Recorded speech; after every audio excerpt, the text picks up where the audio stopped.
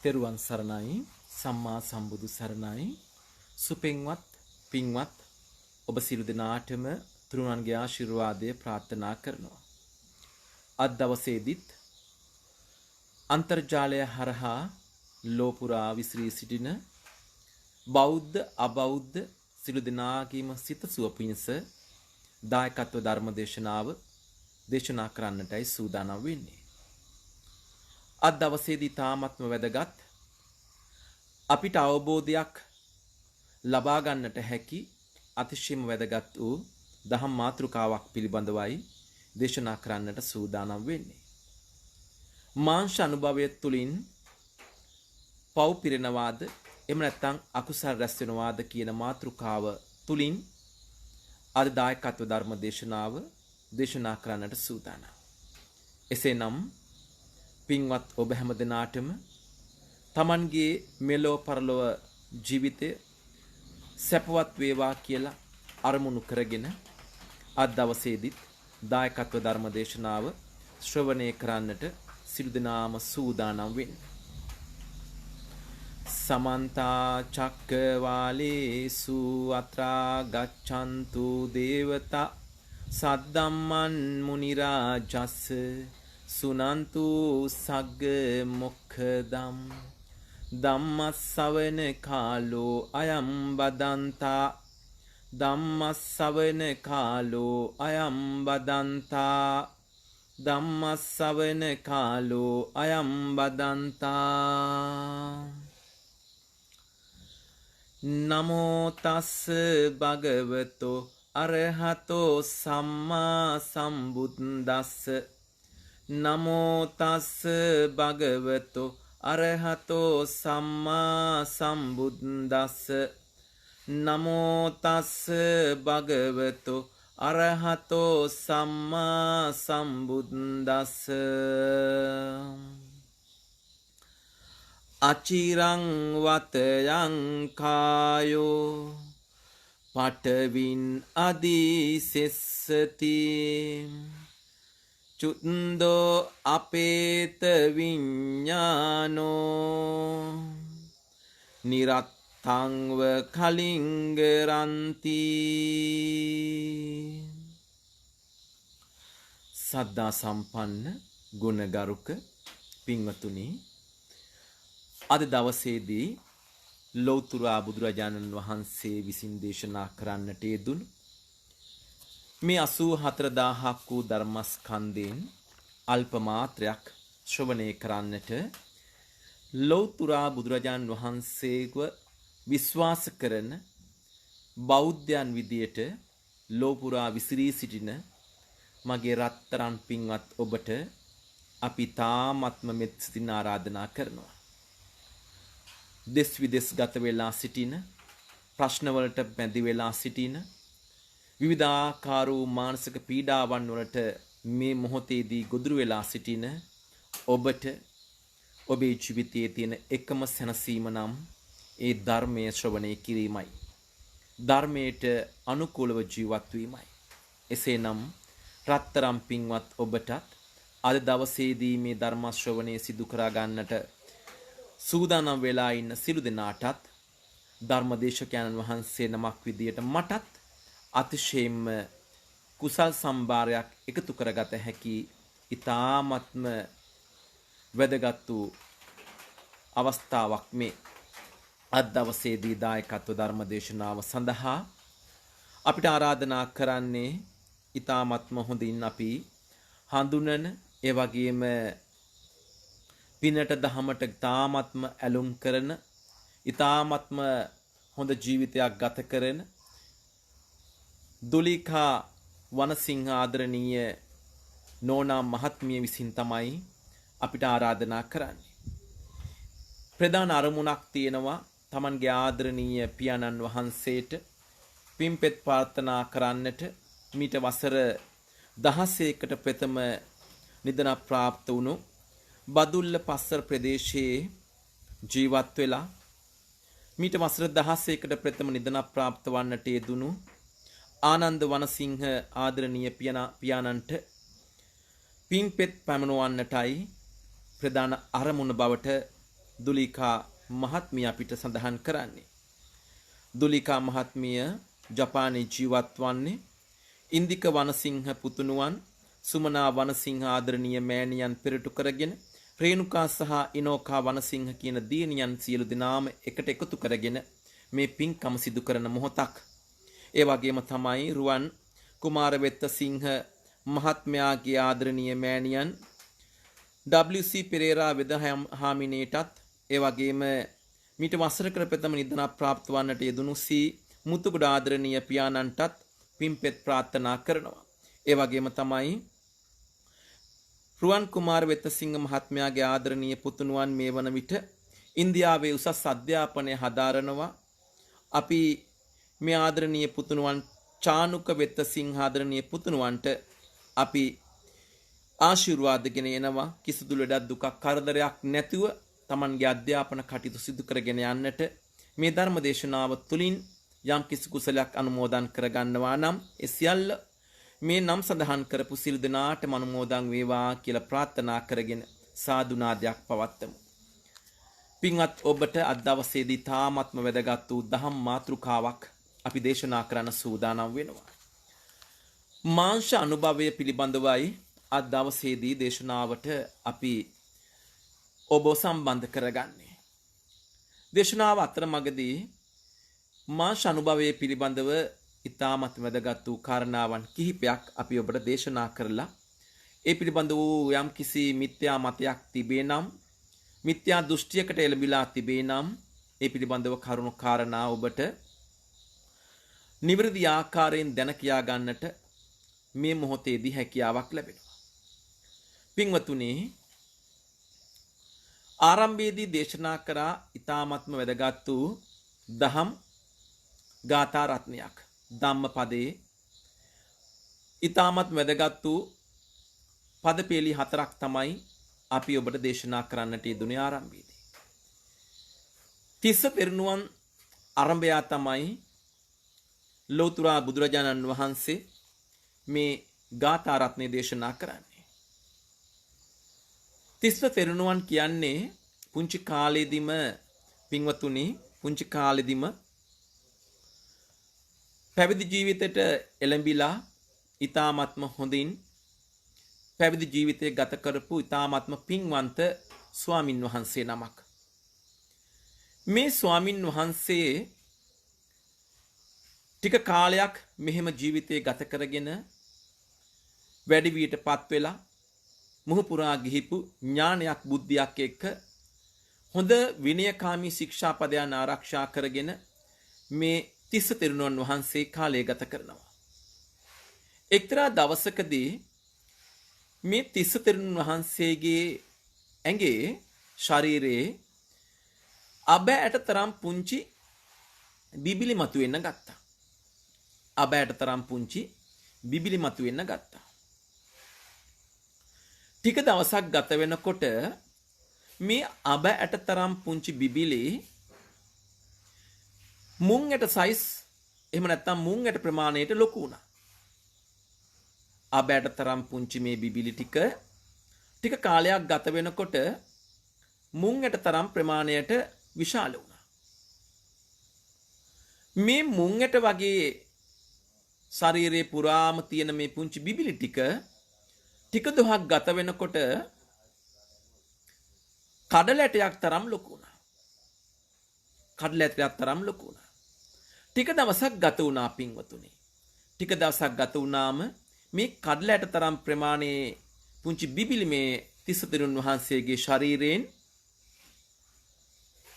වෙරළු ගෙඩියක් තරම් ලොකු වුණා.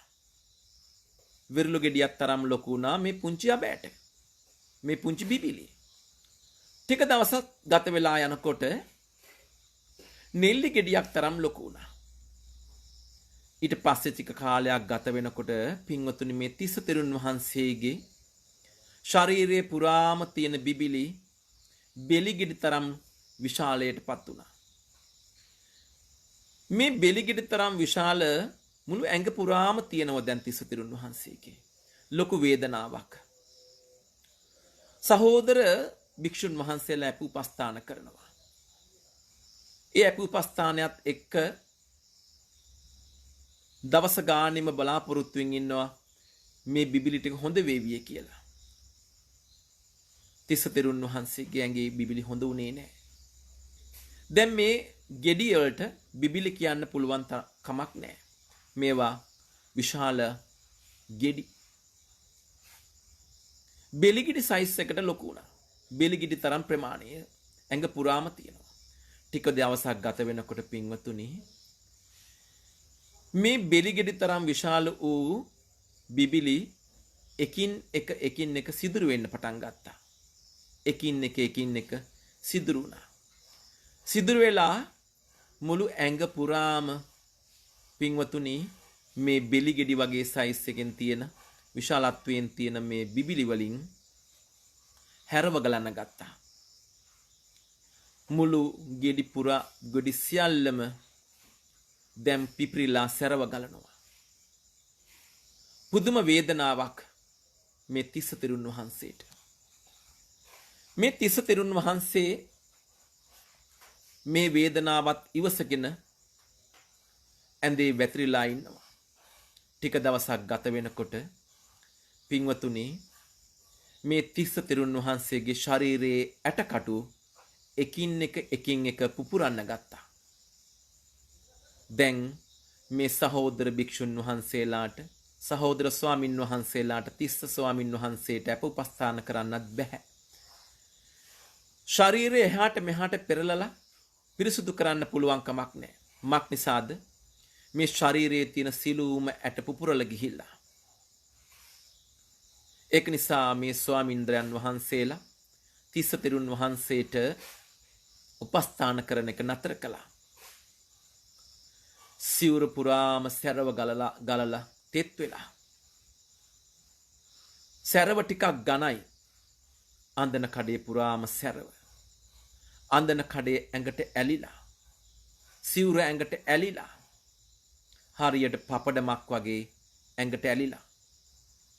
මේ තිස්ස තෙරුන් වහන්සේට පුදුමාකාර වේදනාවක් දැන් දැනෙනවා.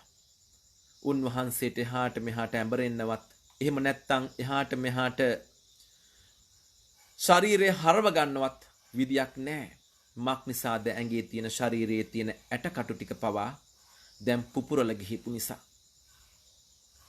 සහෝදර භික්ෂුන් වහන්සේලාත් දැන් උපස්ථාන කරන්නේ නැහැ. මක් නිසාද අල්ලන්නවත් බෑ සැරව ඇඟ පුරාම. ඒ වගේම ඇටකටු ටිකක් පොඩි වෙලා ගිහිල්ලා පුපුරලා ගිහිල්ලා. තිස්ස තෙරුන් වහන්සේගේ ශරීරය දැන් සැතපීලා ඉන්න ඇඳේ මෙට්ටයත් එකට ඇලිලා. මක් නිසාද දෝරේ ගලනවා වගේ අර ගෙඩි වලින් බෙලිගෙඩි සයිස් බිබිලි වලින් සැරව ගලාගෙන යන නිසා. මහා කරුණා සමාපත්තියට සැමවදිලා එක්තරා දවසකදී මගේ ලෞතුරා බුදුරජාන් වහන්සේ මේ ලෝකෙ දිහා බලනවා. මහා කරුණා ඇසට යොමු වෙනවා මේ තිස්ස තෙරුන් වහන්සේව. තිස්ස තෙරුන් වහන්සේ ගැන මහා කරුණා සමාපත්තියෙන් දකිද්දි ලෞතුරා බුදුරජාණන් වහන්සේට පේනවා මේ තිස්ස තෙරුන් වහන්සේ බොහෝ පින් කරපු කෙනෙක් කියලා. මහ විශාල පින් කන්දරාවක් උන්වහන්සේ සතුයේ. ඒ පින මෝදු කරගන්න පුළුවන් වුණොතින් තිස්ස තෙරුන් වහන්සේගේ මේ අවසාන හුස්ම ටික හෙළන වෙලාවේ උන්වහන්සේට සුගතියකින් තොර වෙලා යලිත් වතාවක් මේ සංසාර චක්‍රයට ඇතුළත් නොවි සංසාර ගමනින් ආත්මි දෙන්නට තරම් මහා විශාල පිනක් මේ තිස්ස තෙරුන් වහන්සේට තියෙන බව මාගේ කරුණාවන්ත ලෞතුරා බුදුරජාණන් වහන්සේට දැනෙනවා. ලෝකේ යම් ශාස්ත්‍රවරයන් වහන්සේ නමක් යම් පුද්ගලයෙක් සිටී නම් කරුණාව දෝරේ ගලා යන එකම එක උත්තමයන් වහන්සේ තමයි ඔබත් මමත් සරණ ගිය මාගේ ලෞතුරා බුදුරජාණන් වහන්සේ. ලෞතුරා බුදුරජාණන් වහන්සේ වහා වඩිනවා මේ තිස්ස තෙරුන් වහන්සේ ඉන්න තැනට. තිස්ස තෙරුන් වහන්සේව හොඳට පිරිසුදු කරන්නයි දැන් අපේ මේ බුදුරජාණන් වහන්සේ සූදානම් වෙන්නේ. ඊ타ත්ම ඉක්මනින් වැඩිය ලෞතුරා බුදුරජාණන් වහන්සේ තිස තෙරුන් වහන්සේ ගාවට ඇවිල්ලා සැප දුක් විමසලා සිවුර එකින් එක අයින් කරලා උණු වතුර මද පවනට උණු කරලා ගිනිහල් ගෙට මේ භික්ෂුන් වහන්සේ එහෙම නැත්නම් තිස්ස තෙරුන් වහන්සේව රැගෙන ගිහිල්ලා ඊ타ත්ම හොඳින් පිරිසුදු කරනවා. අර පුපුරලා සැරව ගන්න ගෙඩි සැරව මිරිකල හැරලා එකින් එක මගේ භාග්‍යවතුන් වහන්සේගේ දෑතින්මයි මේ පිරිසුදු කරන්නේ. ලෝතුරා බුදුරජාණන් වහන්සේ පුදුමාකාර කරුණාවක් දක්වනවා. කිසිදු කැතක් ලෝතුරා බුදුරජාණන් වහන්සේට දැනුනේ නැහැ. කිසිදු අපිරියක් දැනුනේ නැහැ. තිස තෙරුන් වහන්සේව මේ ගත වෙන්නේ උන්වහන්සේගේ අවසාන කාලේ අවසාන හෝරා කිහිපයයි ගත වෙන්නේ කියලා ලෝතුරා බුදුරජාණන් වහන්සේට දැනෙනවා. උන්වහන්සේ දකිනවා මේ පිනින් සංසාරයෙන් එගොඩ කරන්නට පුළුවන් එකම අවස්ථාව මේකයි මේ තිස්ස තෙරුන් වහන්සේ. ඊ타ත්ම ඉක්මනින් වැඩිය බුදුරජාණන් වහන්සේ තිස්ස තෙරුන් වහන්සේ හොඳට පිරිසුදු කරනවා. පිරිසුදු කරලා තමන් සැතපීලා ඉන්න ඇඳත් පිරිසුදු කරලා අඳන කඩෙත් පිරිසුදු කරලා ඊ타ත්ම ඉක්මනින්ම එය වේලෙන්න දාලා හැම දෙයක්ම පිරිසුදු කරලා ඊ타ත්ම ඉක්මනින්ම යලිත් වතාවක් තිස්ස තෙරුන් වහන්සේ මේ ඇඳට රැගෙනවිල්ලා සැතපෙන්න ඉඩ හරිනවා. මෙන්න මේ විදිහට ටික වෙලාවක් ගත වෙනවා. ටික වෙලාවක් ගත වෙලා ලෝතුරා බුදුරජාණන් වහන්සේ තිස්ස තෙරුන් වහන්සේට ධර්ම දේශනාවක් පවත්වනවා. ඒ ධර්ම දේශනාව අරබයා මම කලින් සඳහන් කරපු ගාථා රත්නයයි. මෙන්න මේ ගාථා රත්නය දේශනා කරලා තිස්ස තෙරුන් වහන්සේට තමන්ගේ ජීවිතය පිළිබඳව මෙනෙහි කරන්නට අවස්ථාවක් දීලා උන්වහන්සේ ඊ타ත්ම කරුණා සමාපත්තියෙන් මේ තිස්ස තෙරුන් වහන්සේට පිහිට වෙනවා. ටික මොහොතක් ගත වෙනවා. තිස්ස තෙරුන් වහන්සේ අපවත් වෙන්නේ නැහැ. පිරිනිවන් පානවා. ඒ තමයි තිස්ස තෙරුන් වහන්සේ රහත් භාවයට පත් වෙනවා. නිවන කියන පරම සැපය තිස්ස තෙරුන් වහන්සේ අවබෝධ කරගන්නවා. එහෙනම් පින්වත් ඔබ කල්පනා කරන්න. අපි ගාව කොයිතරම් අකුසල් තිබුණත් එක් මොහොතකදී කුසල් මෝදු කරගන්න පුළුවන් නම් සියලු අකුසල් ප්‍රහාණය කරලා අපිටත් පුළුවන් කමක් නැද්ද නිවන කියන පරම සැපය අවබෝධ කරගන්න. අන්න ඒ වෙනුවෙන් අපිට හොඳ කල්යාණ මිත්‍ර ආශ්‍රයක් තියෙන්න ඕනේ. හොඳ කල්යාණ මිත්‍ර සේවනයක් තියෙන්න ඕනේ. කොයිතරම් අකුසල් කරත් පිනක් ඇතනම් ඒ මෝදු කරගන්න අපි දක්ෂ වෙන්න ඕනේ. ටික වෙලාවක් ගත වුණා. තිස්ස තෙරුන් වහන්සේ පිරිනිවන් පානවා. හැබැයි මේ අනිකුත් භික්ෂුන් වහන්සේලා දන්නේ නැහැ තිස්ස තෙරුන් වහන්සේ අපවත් වුණාද පිරිනිවන් පෑවද කියලා. ලෞතුරා බුදුරජාන් වහන්සේගෙන් භික්ෂුන් වහන්සේ ලැබිලා අහනවා භාග්‍යවතුන් වහන්සේ තිස්ස තෙරුන් වහන්සේ පුදුමාකාර වේදනාවකින් හිටියේ. පුදුමාකාර දුකක් මේ තිස්ස තෙරුන් වහන්සේගේ ශරීරයේ තියෙන්නේ නැති. කිඳිරි සද්දෙත් අසීමිතව අපිට ඇහුණා. ඒ වගේම තමයි ශරීරයේ ඇටකටු කුඩු වෙලා එහෙම නැත්නම් මේ ශරීරයේ තිබුණ ඇටකටු ටික සේරෝම පුපුරලා ගියා. පුදුම වේදනාවකින් තිස්ස තෙරුන් වහන්සේ ඉන්නේ නැති. භාග්‍යවතුන් වහන්සේ තිස්ස තෙරුන් වහන්සේට මොකද උනේ? උන්වහන්සේ කොහෙද ඉපදුනේ? කියලා මේ පෘථග්ජන භික්ෂුන් වහන්සේලා මාගේ භාග්‍යවතුන් වහන්සේගෙන් විමසනවා. ඒ වෙලාවේ භාග්‍යවතුන් වහන්සේ දේශනා කරනවා මහණෙනි තිස්ස ආපහු මේ සංසාර චක්‍රයෙන් දුක් විඳින්නේ නැහැ. තිස්ස ස්වාමින් වහන්සේ මේ සංසාර ගමනින් අත්මිදුණා. සංසාර ගමනින් අත්මිදුණු ඊ타මාත්ම පින්වන්ත භාග්‍යවන්ත තෙරුන් වහන්සේ නමක් තිස්ස තෙරුන් වහන්සේ කියලා මගේ ලෞතුරා බුදුරජාන් වහන්සේ දේශනා කරලා පෙන්නනවා. අන්න ඒ වෙලාවේදී මේ භික්ෂුන් වහන්සේලාට ප්‍රශ්නයක් එනවා. එහෙනම් භාග්‍යවතුන් වහන්සේ නිවන් දකින්න තරම් පිනක් තිබුණා නම්, නිවන කියන පරම සැපය ලබා ගන්න පිනක් තිබුණා නම්, ඇයි එහෙනම් මේ තරම් දුක් විඳේ? භාග්‍යවතුන් වහන්සේගෙන් අහනවා. අන්න ඒ වෙලාවේ මගේ භාග්‍යවතුන් වහන්සේ දේශනා කරනවා, මහණෙනි, කර්මය පරිසම් දෙන වෙලාවට ඒක වළක්වන්න කිසිම කෙනෙකුට බෑ. කර්මය තමයි මේ සංසාර චක්‍රය තුල අපිට දුක සැප දෙකම ලබා දෙන්නේ. කර්මය තියෙන තැන දුකමයි. අන්නේ කර්මයට තමයි සංසාර ගමනේදී තිස්ස තෙරුන් වහන්සේ කරගත්තා වූ මහා අකුසලයක් නිසාමයි මේ ආකාරයෙන් දුක් විඳේ. හැබැයි තිස්ස තෙරුන් වහන්සේට තිබුණා මහ විශාල පිනක්. ඒ පින මම දැක්කා. ඒ නිසා තමයි මම උන්වහන්සේට පිහිට උනේ. අන්න ඒ වෙලාවේ ලෞතර බුදුරජාන් වහන්සේගෙන් මේ භික්ෂුන් වහන්සේලා විමසනවා, අනේ භාග්‍යවතුන් වහන්සේ අපිට කියලා දෙන්න, අපිට ටිකක් පැහැදලා දෙන්න. තිස්ස තෙරුන් වහන්සේගේ සංසාර ගමන පිළිබඳව ටිකක් අපිට දේශනා කරන්න. තිස්ස තෙරුන් වහන්සේ සංසාරේදී මොකද්ද කරපු අකුසලේ? ටිකක් අපිට දේශනා කරන්න. අන්න ඒ වෙලාවේ මගේ භාග්‍යවතුන් වහන්සේ මේ භික්ෂුන් වහන්සේලාට දේශනා කරන්නට යෙදුනා, මහණෙනි, තිස්ස එක්තරා ආත්මික කාශ්‍යප බුද්ධ ශාසනය තුල, කාශ්‍යප බුදුරජාන් වහන්සේගේ බුද්ධ ශාසනය තුල මේ තිස්ස කුරුළු වැද්දෙක්, කුරුල්ලන් දඩයම් කරන කුරුළු වැද්දෙක්. මේ තිස්ස කරපු දේ තමයි මේ කුරුළු වැද්ද කරේ මොකද්ද? උදේට දැල අටවලා වනාන්තරයේ ඉන්න කුරුල්ලන් සේරෝම ටික අල්ලනවා.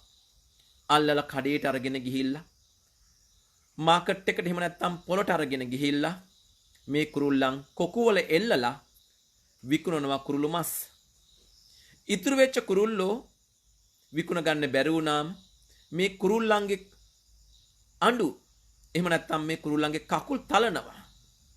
ගලකින් මේ කකුල් තලලා අත්තටු දෙක පිහාටු දෙක කපනවා.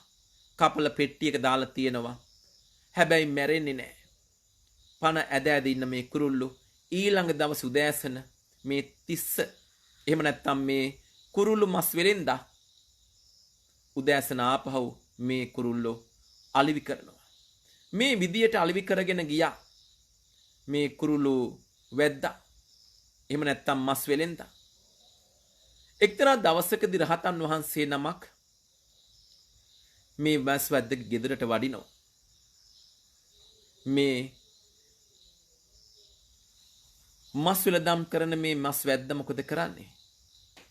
මේ රහතන් වහන්සේට අසුන් පනවල ඊ타ත්ම සද්ධාවෙන් Tamanගේ බිරිඳරත් එකතු කරගෙන දානය පිළියෙල කරන්නට සූදානම් වෙනවා.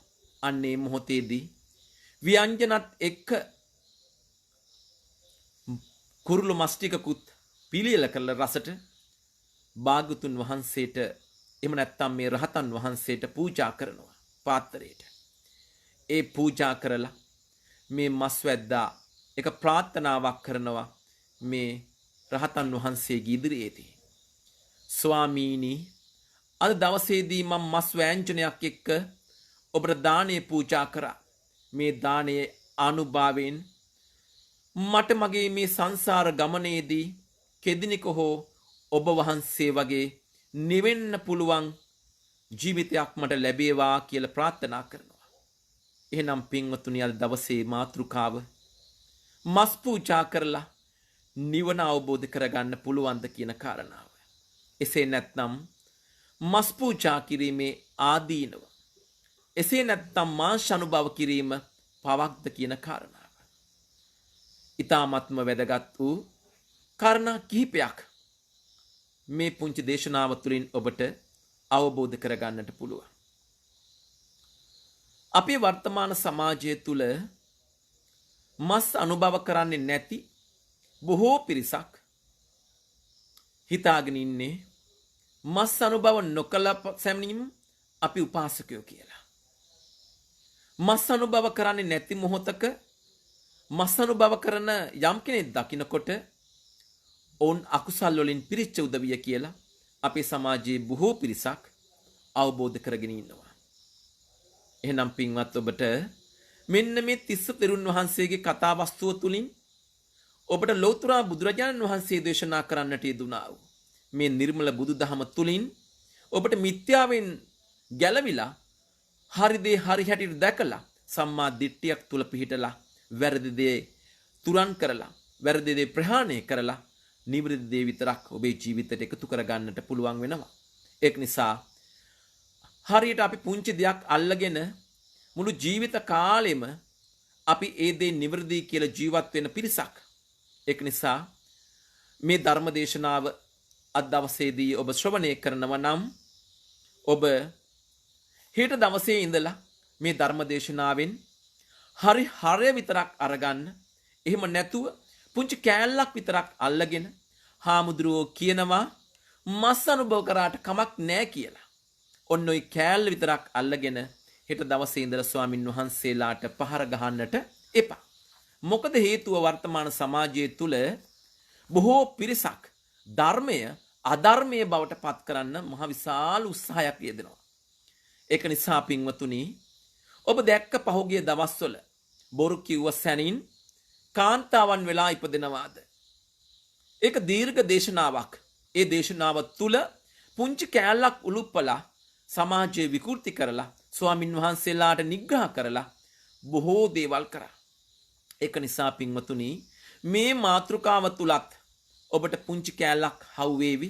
ඒ කෑල්ල තුල ඔබ එක සමාජගත කරලා හාමුදුරුවෝ කිව්වා මස් කෑවට කමක් නැහැ කියලා. ඊට පස්සේ කියාවි හාමුදුරුවරුන්ට මස් ඕන නිසා තමයි හාමුදුරුවෝ මෙන්න මේ කතාව කියන්නේ කියලා. එහෙනම් පින්වත් ඔබ මිත්‍යා දෘෂ්ටියෙන් මිදලා සම්මා දිට්ඨියකට එළඹිලා මේ ධර්මයේ ශ්‍රවණය කළ යුතුමයි. එහෙනම් පින්වත් ඔබ කල්පනා කරන්න අපි ධර්ම දේශනාවක අගින් මැදින් මුලින් කියන මේ කොහෙන් හරි අල්ලගෙන අපිට ආර්ථය විකෘති කරලා ඔබේ ජීවිතයට එකතු කරගත්තුතින් ඒකේ ආදීනව මහා විශාලයි. ඒක නිසා ඔබ නිරන්තරයෙන් උත්සාහ කරන්න නිවැරදි දේ දකින්න. නිවැරදි විදියට උකහා ගන්න ඔබ උත්සාහ කරන්න. අන්න ඒකයි විය යුත්තේ. පින්වතුනි මස් අනුභව කිරීම තුලින් අකුසලයක් සිදු වෙනවා නම් ඔබ කල්පනා කරන්න අපි කන බත්පතේ කොයිතරම් අකුසල් අපිට තියෙනවද? අපි අනුභව කරන ව්‍යංජනවල කොයිතරම් අකුසලයක් අපට ගැබ්බෙලා තියෙනවද? කොහොමද හාමුදුරනේ එහෙම වෙන්නේ? මස් කෑල්ල වගේද බත් ටික වගේද මේ එළවලු ටික? මස් වගේ නෙමෙයිනේ. මස් නම් තියෙන්නේ සතෙක්. මාංශනුභව කියලා කියන්නේ ඒකනේ. අපි කවදාවත් කියන්නේ නෑනේ හාමුදුරුවනේ මස් මේ බත් වලට මේ මස් අනුභව කරනවා කියලා. ඔව් සැබවින්ම එහෙමයි දැනෙන්නේ. එහෙමයි පේන්නේ. පින්වතුනි යම් කෙනෙක් මරපු සතෙක් මාංශයක් අරගෙන ඇවිල්ලා තමයි අපි අනුභව කරන්නේ. අපි මරාගත්තු අපිම ගිහිල්ලා මරාගත්තු මාංශයක් නොවේ. අපි මේ අනුභව කරන්නේ. කවුරු හරි කෙනෙක් මරපු මස් ටිකක් අපි ගෙදර ගෙනල්ලා ඊ타ත්ම රසට අපි ඒක අනුභව කරනවා. හැබැයි ඒ අනුභව කිරීම තුලින් අපිට අකුසලයක් සිදු වෙනවාද? මේක ඊ타ත්ම හොඳින් අවබෝධ කරගන්න වටින දහම් කාරණාවක්. යම් කෙනෙක් මරණ සතෙක් ගෙනල්ලා අපි අනුභව කරන්නේ. ඒක චර්යා රටාව පිළිබඳ ප්‍රශ්නයක්. මලකුණු කනවාද මලකුණු අනුභව කරනවාද කියලා ප්‍රතිපත්තියක් තුල ඉන්න කාරණාවක්. එහෙම නැත්නම් ඔබ ගිහිල්ලා කුකුලෙක් මරාගෙන ඔබ කුකුලගේ බෙල්ල කපලා ඔබම මස් බවට පත් කරගෙන අනුභව කරනවා නම් එතන තියෙනවා ප්‍රාණඝාත කුසලය. අන්න එතෙන්යි මෙන්න මේ කියන කතාවේ කාරණා දෙකක්. ඒක නිසා නිවැරදි දේ නිවැරදි විදියට අවබෝධ කරගන්න. ප්‍රාණඝාතයක් සම්පූර්ණ වෙනවාද අපි කඩින් ගෙන ආපු මස් අනුභව කිරීමේදී කියන කාරණාව ඔබට හොඳට පැහැදිලි වෙන්න ඕනේ. ඒ විතරක් නෙමෙයි පින්වතුනි. දැන් ඔබ කල්පනා කරන්න දැන් අපි කඩින් ගේන මේ දහම් කාරණා පිළිබඳව අපිට අවබෝධයක් නැති වුණොත් අපිට මේ ලෝකෙ තුල ජීවත් වෙන්න බෑ. ලෝකෙ තුල ජීවත් වෙන්න පුළුවන් කමක් නැහැ. අපි බොන වතුර එකේ කොයිතරම් අපට ඇහැට පේන්නේ නැති ජීවීන් ඉන්නවද? අපි හොඳට පරීක්ෂා කරලා බැලුවොත් අන්විශ්වයකින් හරි මේව බලන්න පුළුවන් නම් ඇහැට නොපෙනෙන ජීවීන් කොයිතරම් ඉන්නවද? හැබැයි ඒකේ අකුසලයක් නෙවෙන්නේ පින්වතුනි අපි වතුර ටිකක් බොනකොට අපේ චේතනාව මේ සත්තු ටික මැරේවා කියන එක නෙමෙයි. අපි වතුර ටික බොනවා. හැබැයි මේ වතුර කෝප්පේ දිහා අපි හොඳට පරීක්ෂා කරන්න පුළුවන් නම් තියුණු ආකාරයෙන් ඇහැට පේන්නේ නැති කොච්චර ජීවීන් මේ වතුර වල ඉන්නවද?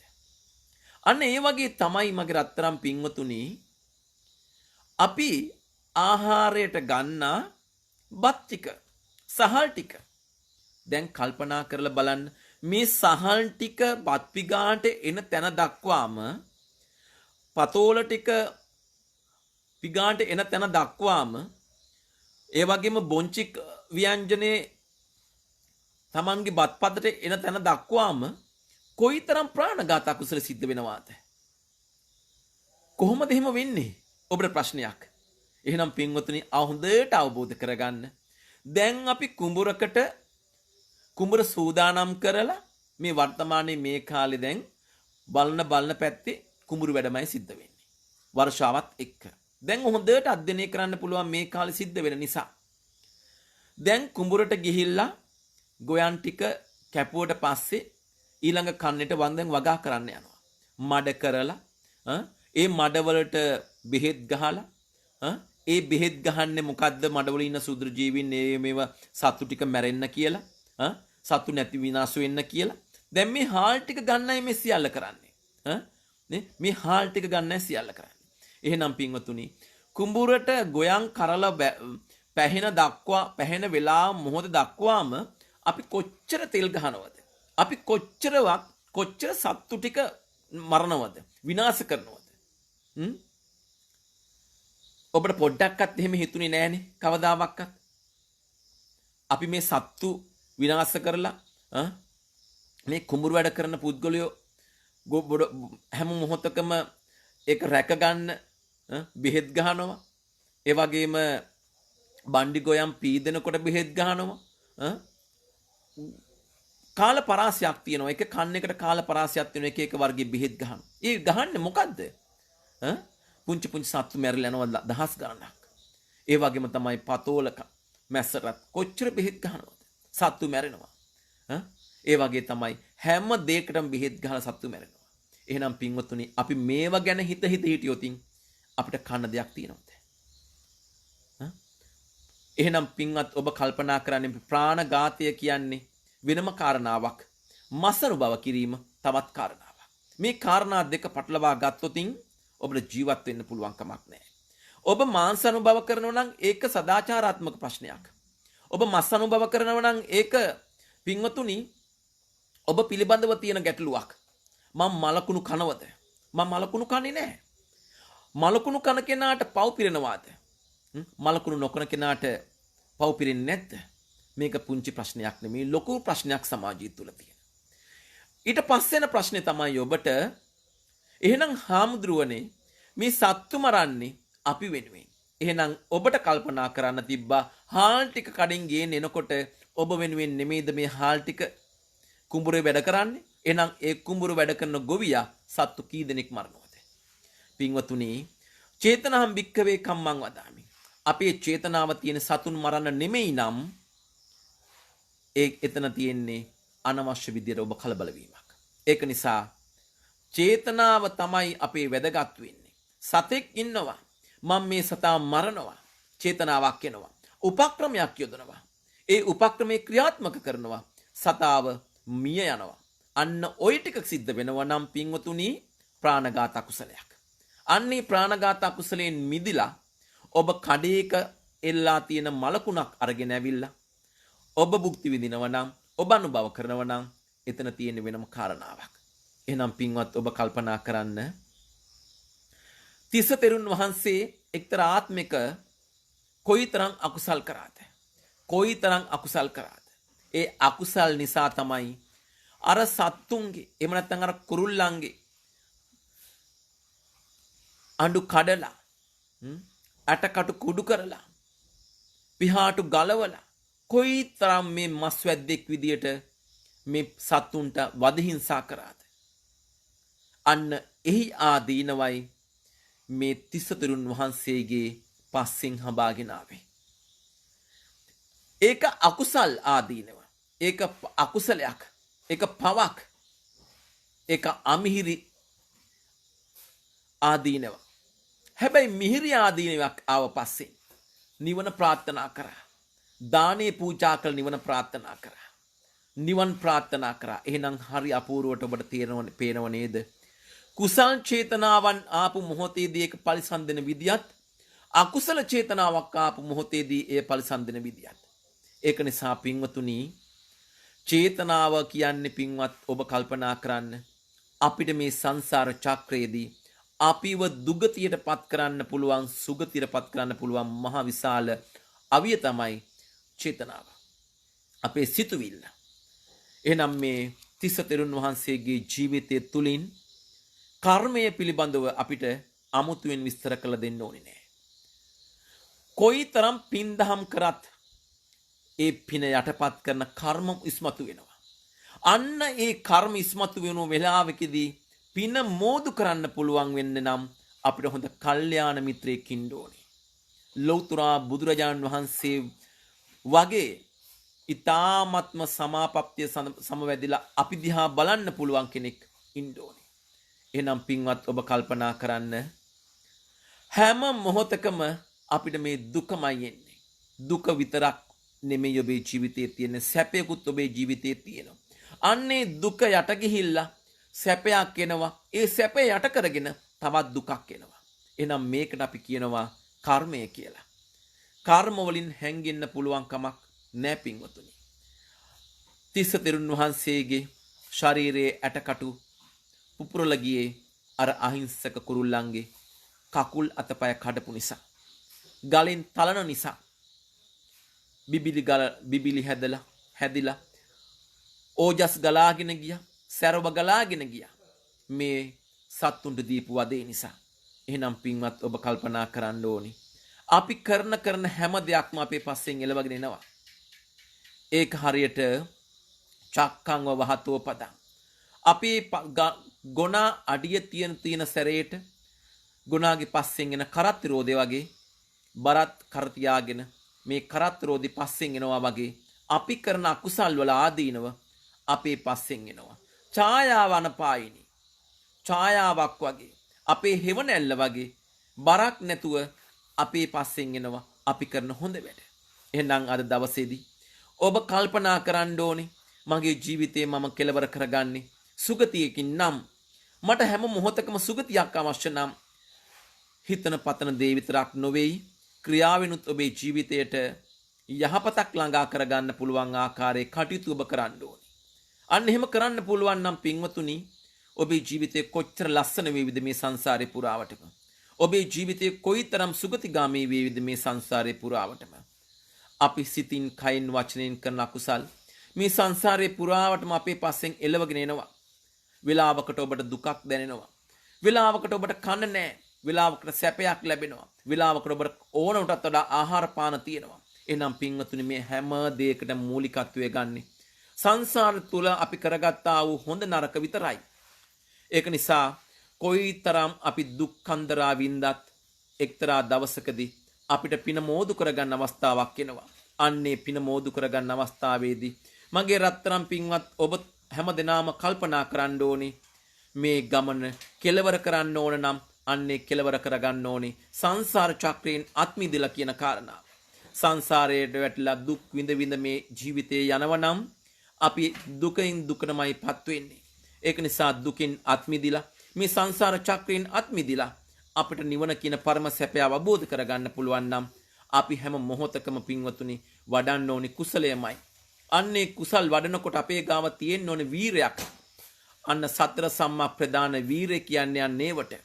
අන්න ඒ සත්‍තිස් බෝධි ප්‍රාශ්‍රික ධර්මයන් පිළිබඳව අවබෝධයක් ඔබ ගාව තියෙන්න ඕනේ. මෙන්න මේ අවබෝධය ඇති කරගෙන වීරය තුලින් ඔබේ ජීවිතය සර්ව ප්‍රකාරයෙන්ම සාර්ථක කරගන්නකොට මේ සංසාර ගමනේදී ඔබට කිසිම දුකක් නැතුව ඔබේ ජීවිතය නිවන කියන පරම සැපයෙන්ම අවසන් කරන්නට ඔබ හැම දිනාටම හැකියාවක් ලැබෙනවා. එහෙනම් අපේ කර්මය කියන්නේ පින්වතුනි බුදු කෙනෙකුට වක්වත් නතර කරන්න පුළුවන් ධර්මතාවයක් නොවේ. අන්න ඒ කර්මය කියන ධර්මතාවය, අන්න ඒ කර්මය කියන කාරණාව අපේ ගාවට නිරන්තරයෙන් එනවා. ඒක කුසල් කර්මයි වෙලා විටක අකුසල් කර්මයි විදියට. කුසල් කර්ම එනකොට අපිට එනවා සතුටක්. අකුසල් කර්ම අපේ ජීවිතේ එනකොට අපිට එන්නේ මොකද්ද පින්වතුනි? දුකමයි. අන්නේ දුකත් අකුසලයක් නම් සතුට කියන්නේ කුසලයක් නම් අපි හැම මොහොතේකම පින්වතුනි වඩන්න ඕනේ කුසල් චේතනාවන්. චේතනාම් වික්කවේ කම්මං වදාමි. ලෞතර බුදුරජාණන් වහන්සේ අපිට දේශනා කරන්නේ චේතනාව තමයි කර්මය කියලා.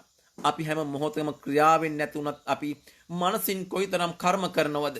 මිනිසුන්ට ඉරිසියා කරලා, මිනිසුන්ට කේලම් කියලා, මිනිසුන්ව දුකටපත් කරලා අපි කොයිතරම් වෛරයක් වපුර ගන්නවද? පින්වත් ඔබ කල්පනා කරන්න. වෛරය තරම් මහා භයානක අවියක් ඔබේ ගාව නැහැ. ද්වේෂය තරම් විශාල අවියක් තවත් කෙනෙක් ගාව නැහැ. එහෙනම් ඔබේ ගාව මේ ද්වේෂයේ වෛරය තියෙනවා නම් පින්වතුනි විනාශ වෙන්නේ ඔබමයි. අන්නේ විනාශය හරියට යකඩ කෑල්ලක ඇති වෙන මලකඩ වගේ.